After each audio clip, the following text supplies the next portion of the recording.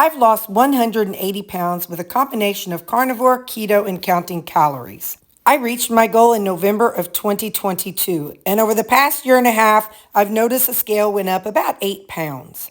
Let's experiment with carnivore and counting calories and see what improvements I can make. Thank you for watching. I appreciate it. Good morning. It's too early to go to church and it's too early to eat my breakfast for church. So I'm going to talk to y'all about macros. I've been asked by somebody it was a little while ago, about how to find macros, how to get macros, and how I got my macros. So I'm not into science, so I can't say this is how you should find yours, but I'm going to say how I found mine. I'm going to start with protein. I watched Kim Howerton a lot and some other people online who are into science. And the general consensus for what I saw about protein is that you should find your ideal body weight. What is your ideal body weight? Well, I can't speak for you. Okay, there's some sciencey method for it, but I'm going to tell you how I did mine. Now, again, you do what's best for you, and just know this is my anecdotal, so this is not what I recommend, and this is why I'm not a health coach, because I don't know the science. But for protein, I looked at the BMI scale. Again, not foolproof, but that's what I looked at. And I don't remember what my numbers were. I think it's between 120 and 140, I think is where it was. And hang on, let me just go look. Okay, so I looked at the BMI. So for my BMI, or for my height, my BMI said the weights listed is 120 to 149 are like ideal body weight for my height. Now keep in mind, this doesn't take into account muscle at all. It's just an old thing. And anyway, so I would be considered healthy weight 120 to 149. And 150 to 170, I would be considered overweight. So my ultimate goal when I first started was to be 169. I wanted to be in the overweight category. My coworker, who is fit and lean and very muscular and works out, she is considered overweight by the BMI scale. Why? Because she's got muscles galore. Like I said, she works out at least 7 days a week, sometimes 2 or 3 times a day. So she is considered overweight. So I was perfectly happy being in the overweight category. So my goal, like I said, was 169 because it was 150 to 170 was the range for being overweight. So my ideal body weight was 120 to 149. So that is the range of protein I decided to shoot for. Again, because the sciencey people say 0.9 to 1 grams of protein per ideal body weight. Again, you get your ideal body weight the best way for you. Since it was a big range for me, I wasn't too worried about it. So my protein range was between 120 to 149. Sometimes days it was even less than 120. Sometimes it was more than 149. It really just depends. And then my carbs. So when I was keto, there were times that I was doing net carbs and times where I was doing total carbs. I kind of bounced around.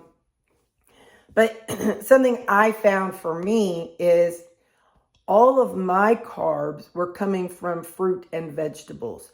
So the tracker app that I use is Cronometer, Cronometer. And I'll put a picture of it right here. The reason why I like that app is because when I am eating vegetables, I don't want my vegetables to count against me. So I don't feel like the fiber in vegetables is what made me obese. Okay. I don't have a lot of inflammation issue, we all have inflammation, but I don't have any autoimmune issues. I don't have a lot of issues, health issues that I'm trying to heal. So I really don't think that vegetables is the devil for me, but it might be for you. I can't speak for you. So my carbs, like I said, sometimes I did net, sometimes I did total. It just kind of depended. I don't eat the things like the nut flours. I don't eat the keto treats. I don't eat any of the things that have sugar alcohols or added fiber just so that way it has a lower carb count. I just don't do that. The only off things that I eat are my GQ sauces and just regular sauces, salad dressings, things like that. So typically those don't have sugar alcohols in them. So when I did do net carbs on my on Chronometer, you can select what you want to count against you and what to not count against you if you go net carbs. So I did net carbs, and then I put a little check by, I think it's just fiber. And so, yeah, I think it was just fiber is the only option.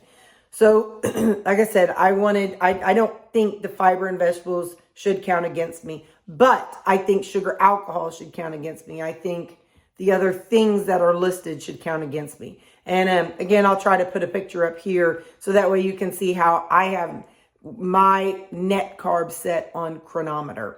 But anyway, so carbs, that's kind of a personal thing.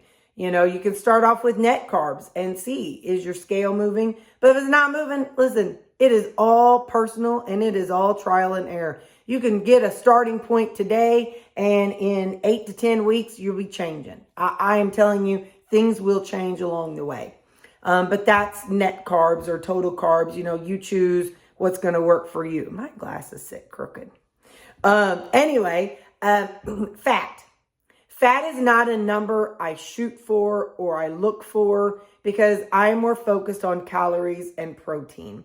So I let fat fall where it may. I'm not high fat. I'm not low fat. I'm not middle fat. I'm just kind of, you know, as long as my protein and calories fit together, that's how because the higher fat a person eats, the more calories it takes.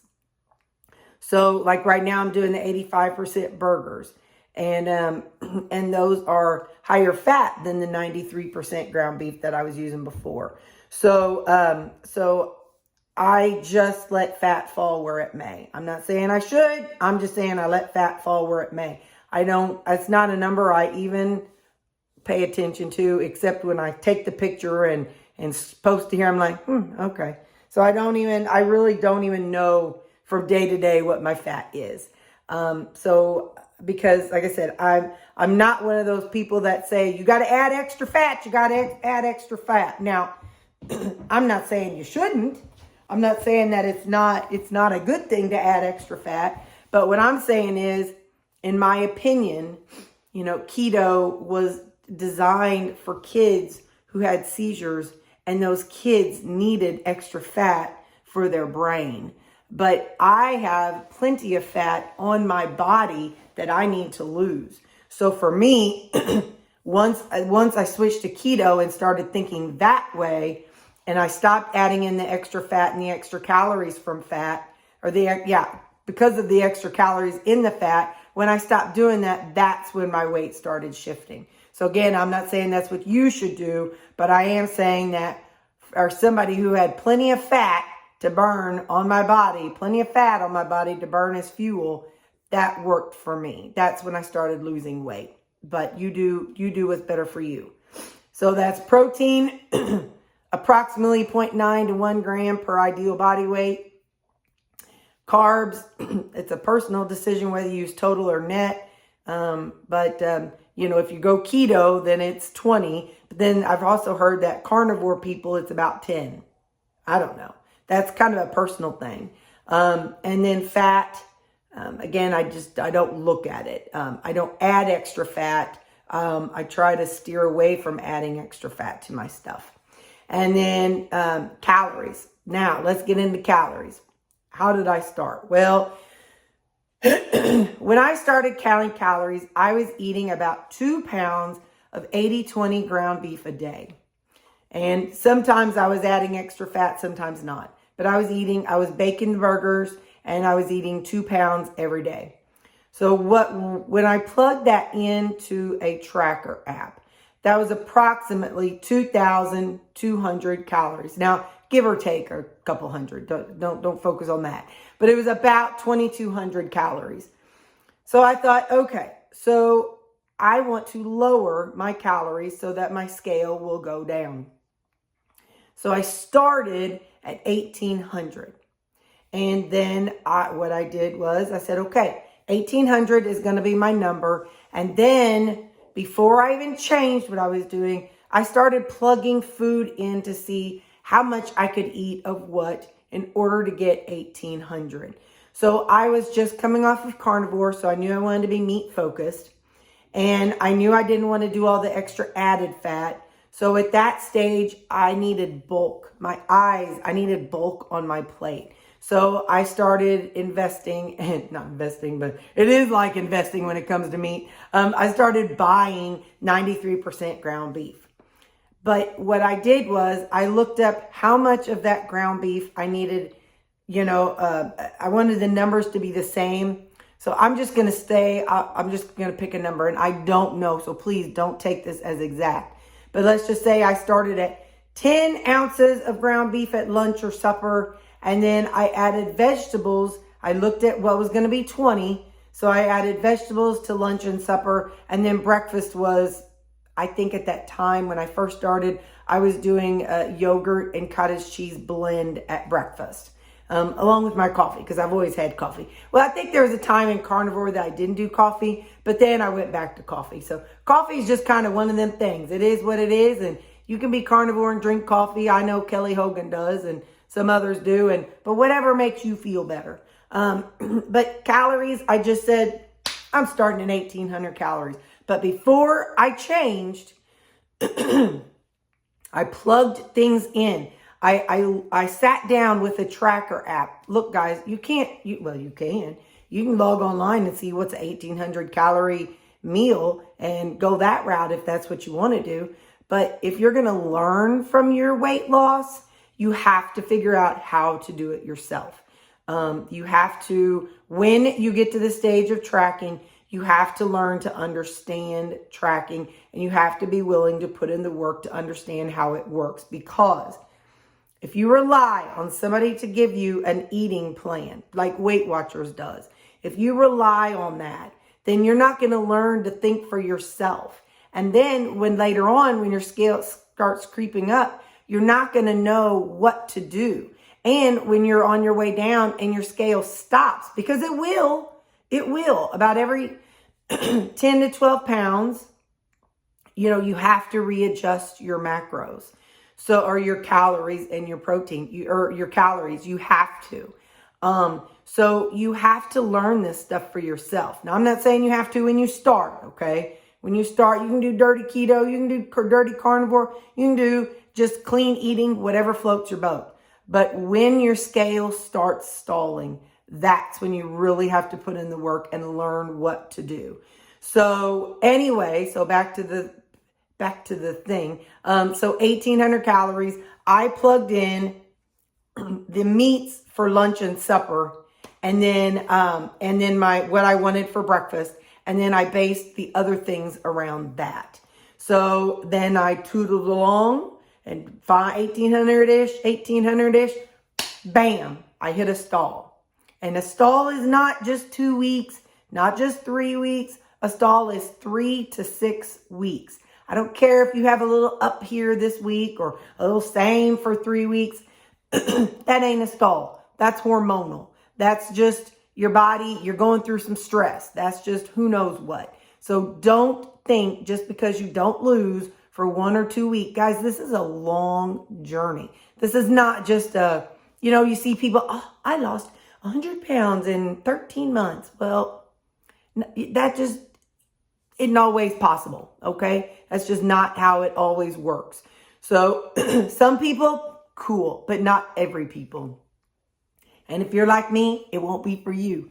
So, because it took me 3 years and 3 months to lose 180 pounds, okay? So it's a long journey and you're going to have those stalls. So you get to the stall of 3 to 6 weeks and then you're like, all right, well, I got to change something. If you stall 3 to 6 weeks, that means you need to change something. First thing I look at was tracking. Am I tracking every bite? If I'm not, well, I better get to it. I better track every bite. And then if I am tracking every bite, then let's look at my thing. How are my protein? Am I getting enough protein? Nope. Okay, well, let's look and see how we can up my protein. Am I getting too many calories? Have I been 1,800 calories consistently for this time? Yep, I've been 1,800 calories. Okay, then I guess it's time to lower my calories. How did I lower my calories? Well, I took my meat. Let's say I had 10 ounces of meat at lunch, 10 ounces of meat at supper. I took an ounce off of each of those. And that was about 100-ish, 120-ish calories. So then for the next meal prep, I went to 9 ounces and I did that for a while. And then, I was like, okay, well, is the scale moving with 9 ounces? It's moving a little, but not much. Okay, well, then we need to go down to 8 ounces. So that is how I handled my calories. You can handle them differently, but when you get a stall of 3 to 6 weeks and not before then, that's when you start looking at your calories and you lower your calories. But that is a personal decision, but you have to make that decision, So that is how I handled my calories. So I was 1,800 calories for a while. Then I went down to 1,600 calories for a while. Then I went down to around the area. I went down to 1,400 calories. And the weight I am now is when I was eating about 1,400 calories. So right now I'm eating 1,700 calories, and that's 300 calories more than what I was eating when I was in weight loss mode the first time. I just want to make that perfectly clear. I am not in a low enough deficit as I was the first time. So 1,700 calories is not as low as what I was before. I was 1,400 calories. I did go to 1,200 calories for, a couple months, but sorry about that. I had an alarm go off, but I was hungry and hangry, and 1,200 calories was not a good place for me. So I had to go back up to 1,400 calories. And that's why those last few pounds take so long. So it is not a sprint, you guys. It is not. You're going to I look at, if I can remember to take a picture, because I always tracked my weight in my Fitness Pal. Because I started off with that, years and years and years ago, in like 2015, whatever. And so it will go like this. It is not a straight line. Weight loss is not linear. It is jigga, jigga, jigga, jigga, jigga. It is scissors. It is like a staircase. So weight loss is not going to be just a straight line. And unless you have the gastric bypass, maybe then it is for a while. But then as you get lower, I watch people who have gastric bypass. It's not linear. They have to work really hard at it too, when they get down further. And, so no matter what method you use, whether it's the shot, which I am not opposed to people getting those shots. It's all about learning. You have to learn. I'll get off that soapbox. But calories, that's how I did my calories. I tracked them. And then when the scale stopped moving 3 to 6 weeks, I lowered them. Scale stopped moving 3 to 6 weeks, I lowered them. And so, yeah, that's how I had to do it. That was my method for counting all my macros. So calories, pick a number. If you don't know what you're eating, if you don't know what you need, start tracking. Don't change what you're eating. Just start tracking. So just whatever you're eating every single day, track it. Don't judge yourself for it. Just know that it is what it is, and that's what you're eating. Just track every single bite. And don't just say, well, I think I ate 4 ounces of this. No. Weigh it. Measure it. Even if you don't have a scale, get a scooper, cup, or tablespoon, whatever you have to do. Be exact. Do not guess. This is your life you're dealing with. This is your health you're working with. You are worth a $10 scale. You are worth a $10, a $2 set of measuring scoops. Go to the thrift store and find a scale or measuring spoons and scoops. You are worth that. You know what I mean? This is your future you're working with. So track and weigh every bite. If you are ready to make that part, if you're ready to shift from, dirty keto, dirty carnivore, eating the outer perimeter aisles, if you're ready to really hone in and focus, you have to spend the money and get a scale or measuring stuff. It's just part of it. And so once you do that and you start tracking, you have to track. I'm sorry that there's nothing else. There is no other way around it. You can't just eyeball it. So you can't just, guesstimate. So once you're tracking everything exactly and you're I don't care if you are eating Burger King and McDonald's, track it all and plug everything in. And then at that stage, then you can say, well, it looks like I'm eating 3,000 calories a day. I'm going to eat 2,500 calories a day. That's a big difference. You know what I'm saying? So, it's all about meeting yourself where you are. Where are you today? What are you doing today? And how can you make a change for tomorrow? Every day we want to do just a little better than the day before. Or we want to do this week better than last week. It's always about making little improvements. Meet yourself where you are today and figure out how you can make the change today for tomorrow. And that is my spiel on tracking macros. I am sure this was an hour long. I love you guys, but that is my personal take on macros. All right, bye.